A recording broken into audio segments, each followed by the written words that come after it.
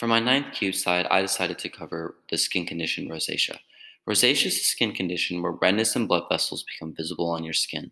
Also, pimples will occur along with this, and so rosacea is often mistaken for acne because it's not permanent, it will come and go just like acne does. So it's most common in middle-aged women with light skin. The causes of it, doctors aren't particularly sure. However, a common theory is that it is hereditary and there's a gene for it, and that certain triggers will cause the rosacea to spread or to actually occur, such as overheating of the face. So, for example, when you open up an oven, you have the blast of hot air, cold wind hitting your face, or spicy foods are all common triggers for people with rosacea. There are also other factors that they believe may help cause rosacea. There's a certain mites on the skin, such as Demodex, which is a mite that's typically found on the nose and the cheek. And as you can see here, it's often where rosacea occurs. People with rosacea are often found to have large amounts of this mite, so doctors think that perhaps this mite may help cause rosacea. Another popular theory is that people with rosacea will often react with a bacterium called Bacillus oleorinus. This causes the immune system to overreact. However, people who don't have rosacea also react to this bacteria, so it's not the end all for people with rosacea. And then finally, there's a protein that normally protects the skin called cathelicidin. This how it decides how the body processes it may help determine where the person gets rosacea, for example, on their arm, leg, or face. And those are the causes of rosacea. There's no cure for rosacea, as with many skin disorders, as I've seen throughout my videos.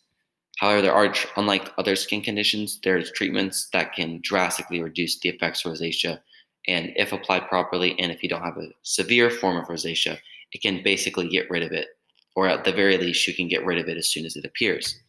So there's oxymetazoline, which will restrict the blood vessels so the capillaries are not easily seen.